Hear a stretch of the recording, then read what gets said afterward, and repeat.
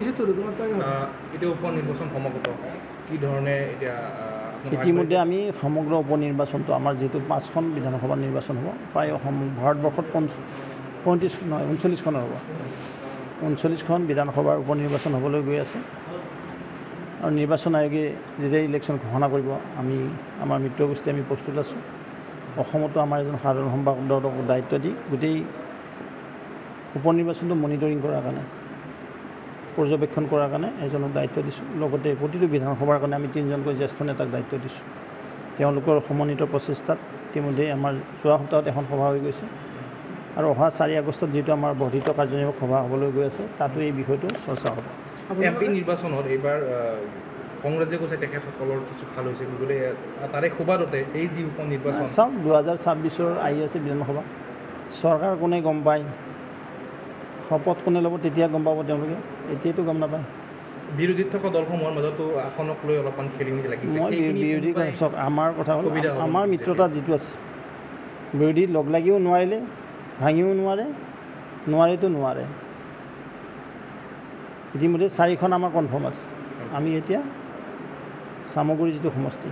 এইটোৰ কাৰণে আমি আউটপোষ্ট ট্ৰাই কৰিম যিটো তাৰ ডেম'গ্ৰাফি আমাক চুইট নকৰে তথাপি আমি চেষ্টা কৰিম কষ্ট কৰিব লাগিব নেকি উপনিৰ্বাচনৰ প্ৰতিটো নিৰ্বাচনতে কষ্ট কৰিব লাগে ঘৰত বহি থাকিলে কোনোবাই ভোট দিব নেকি কংগ্ৰেছক দিব পাৰে অৱশ্যে কাৰণ তেওঁলোকে অলপ সিদ্ধ হস্ত আছেতো এইবিলাকত আপোনাৰ ৰাজনৈতিক ৰমেন ডেকাই এটা দীৰ্ঘদিনীয়া বিজেপি বা সংঘৰ লগত জড়িত এটা সাংবিধানিক পদত নিযুক্ত হ'ল যদিও বা তেওঁ টিকট পোৱা নাছিল তথাপিও দলে যি দিয়ে তেওঁ মানি লৈ গৈছিল বা আজি হয়তো সেইবাবে এতিয়া তেখেত যিহেতু আজি ৰাজ্যপাল শপত গ্ৰহণ কৰিলে এতিয়া আৰু কমেণ্ট নাই আৰু তেখেতে ছত্তীশগড়ৰ সাংবিধানিক মুৰব্বী পদত থাকিল আজি ৰাতিপুৱা 10:15 তেখেতে ভোট ল'লে তেখেত এতিয়া মহামান্য ৰাজ্যপাল ছত্তীশগড় ৰাজ্যৰ তেখেতৰ সমপৰ্যায়ৰ যিসমূহ নেতা কিছুমানে টিকট মই ক'লোঁ না এতিয়া তেখেতৰ কথাটো এতিয়া নাহে আৰু তেখেত এখন মহামহিম ৰাজ্যপাল হ'ল বুজি পাইছে নাই কেইগৰাকীমান সভাপতি আছে প্ৰাক্তন সভাপতি ৰাজেন গোহাঁইৰ আমি উদাহৰণ ল'ব পাৰোঁ দলত কেইবাজনো নাই এজনে আছে ইতিমধ্যে তেখেত ৰে'ল মন্ত্ৰী আছিল আপোনালোকে পাহৰি গ'ল নেকি তেওঁ 4বাৰকৈ সাংসদ আৰু সিদিনাখনে তেওঁ ৰে'ল মন্ত্ৰী আছিলে অলপ অসন্তুষ্টি দেখুৱাইছিল শুনক তেখেত ৰে'ল মন্ত্ৰী আছিলে ৰে'লটো কিমান গুৰুত্বপূৰ্ণ আপুনিও জানে এতিয়া উপনিৰ্বাচন সমাগত কি ধৰণে এতিয়া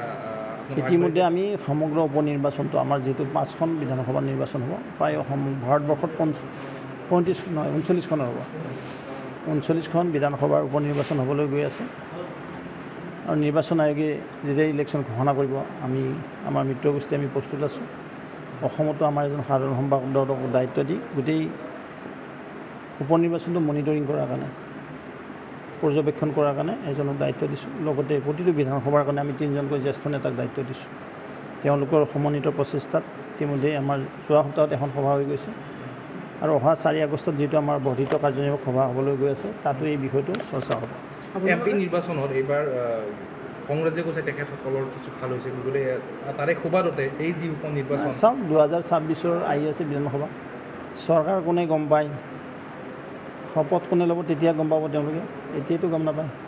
বিৰোধীত থকা দলসমূহৰ মাজতো আসনক লৈ অলপমান খেলিমেলি লাগিছে মই বিৰোধী চাওক আমাৰ কথা হ'ল আমাৰ মিত্ৰতা যিটো আছে বিৰোধী লগ লাগিও নোৱাৰিলে ভাঙিও নোৱাৰেতো নোৱাৰে ইতিমধ্যে 4খন আমাৰ কনফাৰ্ম আছে আমি এতিয়া চামগুৰি যিটো সমষ্টি এইটোৰ কাৰণে আমি আউটপোষ্ট ট্ৰাই কৰিম যিটো তাৰ ডেম'গ্ৰাফি আমাক চুইট নকৰে তথাপি আমি চেষ্টা কৰিম কষ্ট কৰিব লাগিব নেকি উপনিৰ্বাচনৰ প্ৰতিটো নিৰ্বাচনতে কষ্ট কৰিব লাগে ঘৰত বহি থাকিলে কোনোবাই ভোট দিব নেকি কংগ্ৰেছক দিব পাৰে অৱশ্যে কাৰণ তেওঁলোকে অলপ সিদ্ধ হস্ত আছেতো এইবিলাকত আপোনাৰ ৰাজনৈতিক ৰমেন ডেকাই এটা দীৰ্ঘদিনীয়া বিজেপি বা সংঘৰ লগত জড়িত এটা সাংবিধানিক পদত নিযুক্ত হ'ল যদিও বা তেওঁ টিকট পোৱা নাছিল তথাপিও দলে যি দিয়ে তেওঁ মানি লৈ গৈছিল বা আজি হয়তো সেইবাবে এতিয়া তেখেত যিহেতু আজি ৰাজ্যপাল শপত গ্ৰহণ কৰিলে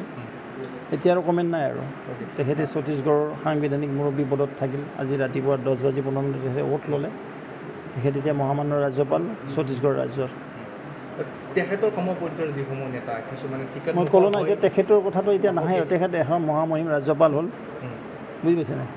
কেইগৰাকীমান সভাপতি আছে প্ৰাক্তন সভাপতি ৰাজেন গোহাঁইৰ আমি উদাহৰণ ল'ব পাৰোঁ দলত কেইবাজনো নাই এজনে আছে ইতিমধ্যে তেখেত ৰে'ল মন্ত্ৰী আছিল আপোনালোকে পাহৰি গ'ল নেকি তেওঁ 4বাৰকৈ সাংসদ সিদিনাখনে তেওঁ ৰেলমন্ত্ৰী আছিলে অলপ অসন্তুষ্টি দেখুৱাইছিল শুনক তেখেত ৰেলমন্ত্ৰী আছিলে ৰেলটো কিমান গুৰুত্বপূৰ্ণ আপুনিও জানে যিকোনো খবৰৰ বাবে যোগাযোগ কৰক 7099017330 আৰু 7099017110 নম্বৰত